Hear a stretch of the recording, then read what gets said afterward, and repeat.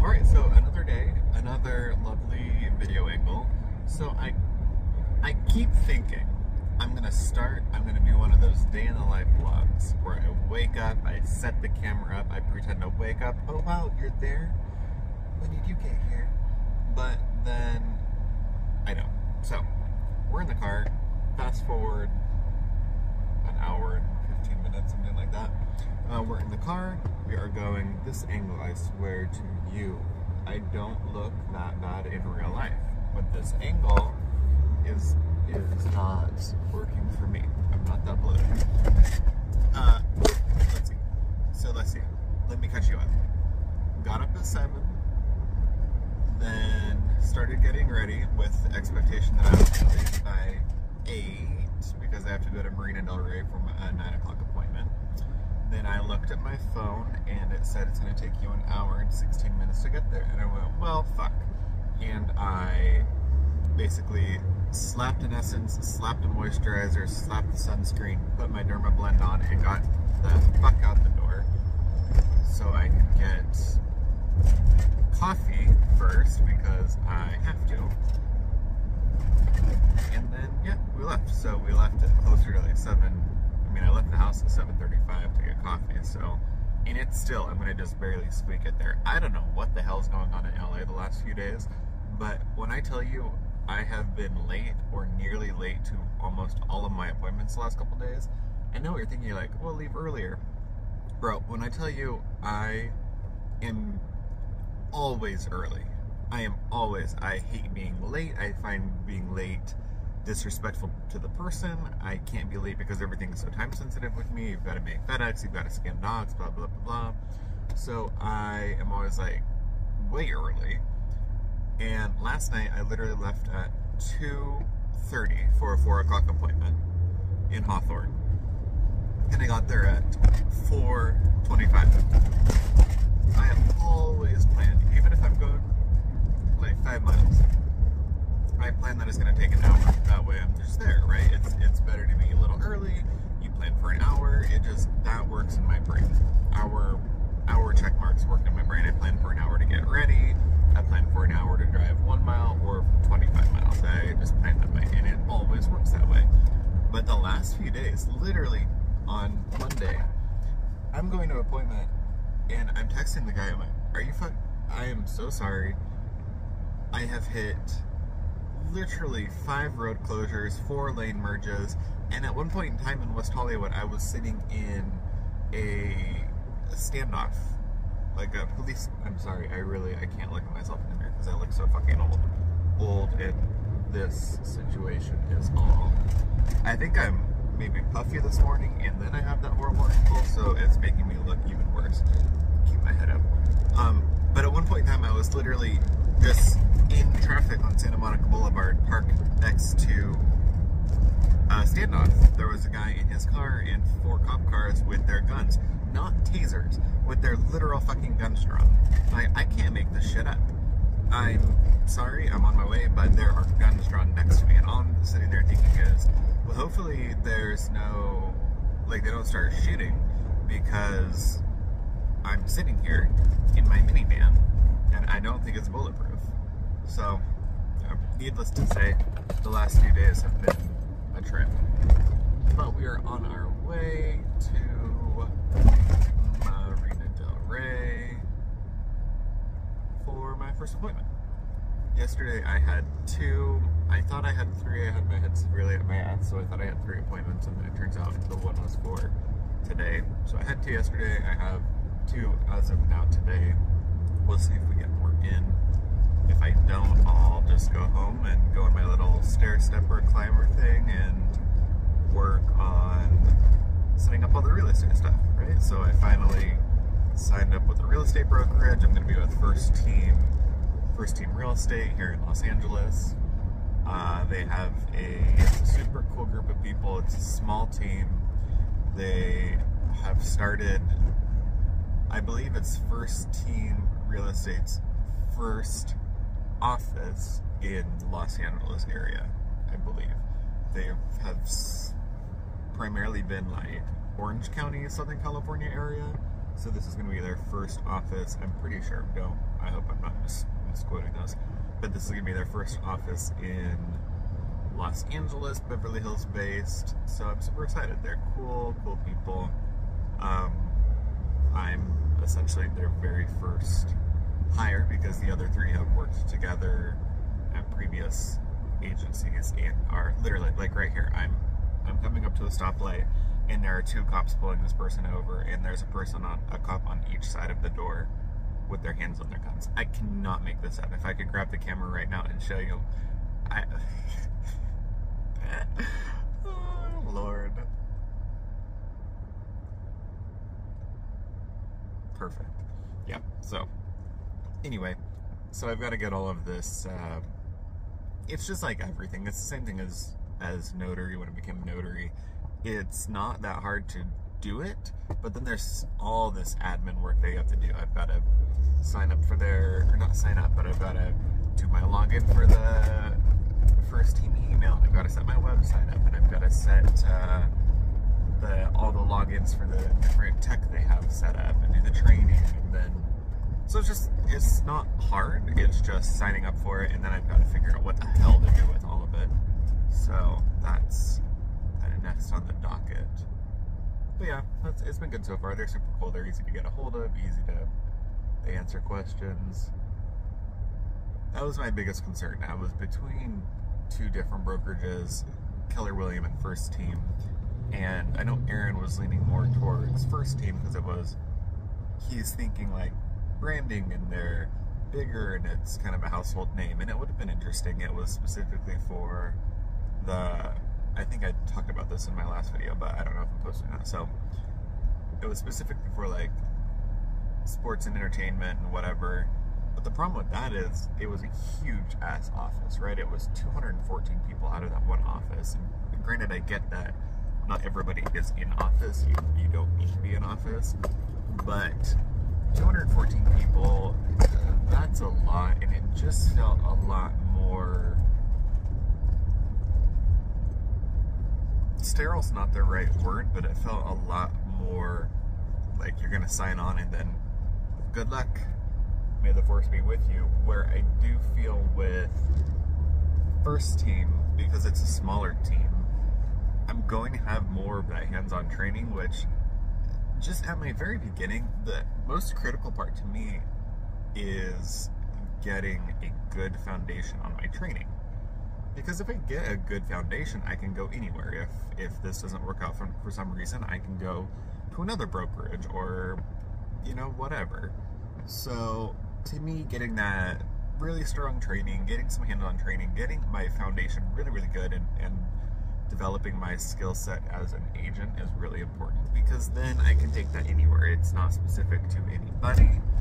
But I know what Aaron was saying. He was like, Keller Williams, it's a big brand. People know them. There's going to be this natural draw to it just because it's a household name, right? Like, when you think of eating tortilla chips, you think of Doritos, or you think of whatever, or if you think of cheese chips, it's Cheetos. You think of the brand. You don't think of Great National or whatever. You know what I mean? I don't know. That probably was just some random ramblings, but brand name, right? It's branding is everything. So, and he was worried about my ability to scale if I wasn't with a bigger team. But I think at the end, we negotiated good terms. I really, really like them, so I think this will set me up for success, I hope. So, yeah.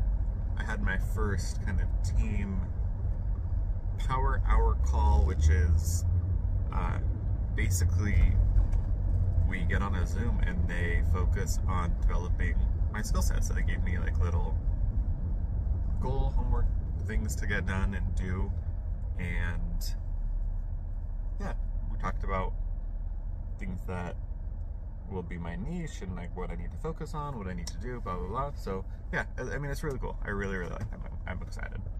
And then what else do I have? That's kind of been the only thing as of late I've been really, besides the notary work, it's been notary work, and then I was working on figuring out the brokerage. I talked to a lot of different brokerages. I was trying to figure out if I wanted to do strictly commercial or residential, or what I wanted to do. Not that you have to pick in California. Your real estate license, salesperson's license is, you can do either. There's not like a commercial specific license like I think there is in some states. But yeah, so now I just gotta figure out like if I do or do not need to join the California Association of Realtors. I think it's required by the overarching brokerage, but then it wasn't totally sure. So I've got to figure that out, and then I need to figure out if I don't join them, how the hell I get into the MLS. These are just basic questions that I need to talk to Lisa or William about so I can get going on that. And then yeah, on Tuesday we're gonna go do, apparently in Los Angeles every Tuesday it's like brokers open houses, brokers opens. So a lot of agents, brokers, developers, whatever, will do this thing called Caravan, and you get in a car and you go to different, oh, we've got a protest. You go to a bunch of different open houses. So they're like, I think on Tuesday, we want you to pick some areas, and we're going to figure out what is going to be your first area that you focus on, and then in 800 feet, turn right onto Wilshire Boulevard. We'll use the Brokers Open as a way to get the going. Well, obviously, I don't need to focus on one area forever, but they're like, to get going, focus on one area, and then we can set you up with the title company to start farming leads, calling people, sending out letters, I'm not letters, I'm not really, Dear Augustine, I've noticed your house on 15th Street. Thou shalt sell?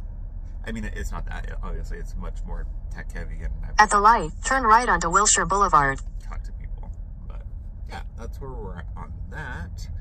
I figured it would be a good time to hop on here because I've got a 750-hour drive to the ocean to do, and we're currently just trying to turn on to Wilshire, which people do not seem capable of doing this morning.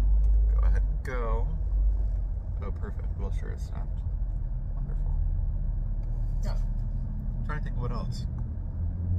What else is going on? Yesterday was Valentine's Day, obviously. If you look at a calendar, you can tell. I guess you wouldn't know what today is. Today is the 15th, so yesterday was Valentine's Day. Yeah.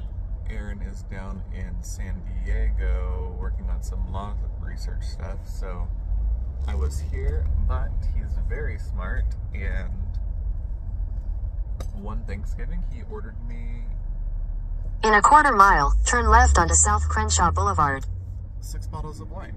So that was a great, well, okay, if you're gonna put your blinker on and then just sit in the middle of the road, you need to either go or not. Jesus. Yeah, so we ordered 6 bottles of wine. That was great. I did not have any last night, but I will for sure be correcting into that this weekend.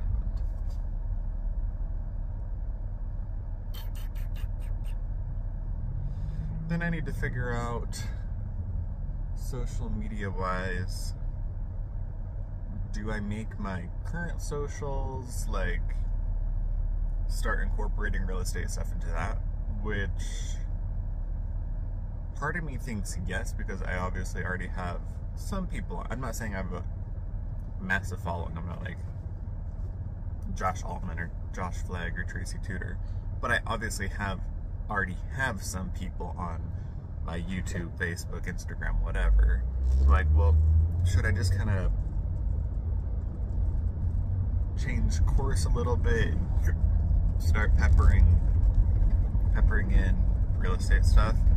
Or I've also seen some people that have real estate specific accounts, but then I'm like, oh god, okay. The idea of managing multiple accounts on multiple social medias for myself and for real estate just sounds like a royal pain in the ass. But then on the flip side, I'm like, well, I do like to post a little provocative thing here or there on Instagram. So, not provocative like I'm showing my boobs, but provocative like I see a funny meme, or I see a interesting reel about atheism, or the Palestine-Israel issue, and I'll post that. And obviously, you probably don't want to make those kind of stances in when you're dealing with real estate stuff, right? Because you don't want to pigeonhole yourself with clients. It's just like the horse clients all over again. You don't want to. You kind of just want to be neutral. Switzerland, better to have. At the light, turn left onto South Crenshaw Boulevard. Let them believe what they want to believe you believe, right? Instead of making it clear. Like when you show horses or when you're a horse trainer, it's just, you're neutral. You're Switzerland. Oh, you're going off about Trump? Okay. Nice. You think Biden's old and you hate him so much? Huh, okay. Nice. Continue on South Crenshaw Boulevard for 1 mile. You don't show your hand. You just go along. And they can believe you are or are not whatever they want to believe. And then everybody is just like copacetic. So I think that's the only issue. Because I do like a good little controversial thing to post. Mostly because it makes me laugh. Or it's my little dig. Like, I'll probably have to take off, if I include my Facebook, I'll probably have to take off my little banner that says, anyone, please, anyone, for president but Trump, or whatever it says. Probably can't have that on my reel. I'm trying to sell a house in Beverly Hills to an ultra-conservative person. Oh, this person's just going to go through a red light, why wouldn't you? Yeah, that's where we're at. So I am going to click off. I didn't realize I've been talking for literally 17 minutes, so I'm going to click off for now, and I will check back in with you. I say that, hold me accountable, but I'll check back in with you after this appointment. We'll see how this little honey is. Okay, bye-bye. Alright, so in typical me fashion, I did my first appointment at 9 a.m. and he was wonderful, super cool guy, beautiful house, right on the beach in Marina Del Rey. And then I drove 150 hours back home, went to FedEx, and then went to this appointment, which was at 2 o'clock. It's a slow day. And this guy was a nightmare. So I confirmed with him yesterday, 2 o'clock, got there early, like I usually do, waited out front until right before 2. Went to the doorstep, called, knocked, rang the doorbell, whatever, and I hear a sneeze. I'm like, okay, there's obviously somebody in the house. I've called 3 times, texted twice, knocked twice because sometimes doorbells don't work, and rang the doorbell once. I'm like, okay, well, that's kind of sus. Obviously, there's somebody in there. Even if it's not him, you would think they could answer, right? So I called the title company. I'm like, hey, sorry, I'm uploading documents right now on my little iPad. I'm like, hey, I definitely confirmed the appointment, and whoa, that guy just drove 100 miles an hour through the turn lane. I'm like, hey, I definitely confirmed the appointment yesterday. I literally spoke with him because he wasn't answering my texts, and now he's not answering, and I don't know if it's him or not, but I can definitely hear somebody sneezing on the other side of the door. So that's kind of weird to me. What do you want me to do? So like, hold on one second, let me call him. So they call him and she's like, hey, he's driving back. It'll be like 15 minutes. So I'm sitting there. I'm literally 2 houses down from his house. I try not to park in front of people's houses, especially if I'm early, because I feel like that's a little weird. So I'm 2 houses down. I'm sitting there waiting, just fucking around with my phone. Waiting. Nobody comes or leaves from this property. And then I get a call, and it's this guy and his agent, his broker, and they're like asking me about docs. Like, are you fucking kidding me right now? This guy, because nobody has come to the house, this guy is literally, instead of just letting me in to look at the documents while I was on the phone, he literally is fucking calling me to ask me about the docs instead of just looking at them himself. I'm like, if you're home, I can just show you the documents. Like, if we don't sign, that's whatever. I can still leave. Not a big deal. But versus me describing them to you over the phone. So they had issues, of course. And then we had to call the title agent, which I had been texting her, so I'm like, hey, I'm sorry, but they now want to call. I can tell these people are probably a pain in the ass. So she calls and answers the 2 questions, which were extraordinarily easy. It was not a life and death situation. You just didn't sign one piece. And then, yeah, then we went in and signed docs. I'm like, really? So I'm requesting a $50 fee increase because he literally made me sit in my car for an hour waiting for him to call people. I mean, that's at the end of the day, he was calling people to ask questions about documents instead of just letting me in, which I was like, that's kind of pathetic, dude. Just let me in. You know how many times people call title companies while I'm in their house? Pretty frequently. So, sorry, I'm just uploading documents right now. Oh, and of course there's earlier I went past a homeless encampment that was on fire. It was like a raging inferno next to what used to be Goodwill. It was quite substantial, to say the least. It was like 3 alarm fire. So that was nice, and now we seem to have another incident going on. Typical day in LA.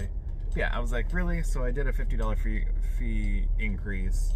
Because honestly, to be completely honest, you're going to be like, oh, that sounds greedy. But we already get about 50% of what the title companies charge. Because we're not independent, it's through BankServe, Fidelity, whatever. It's a little bit like Uber Eats is how I explain it.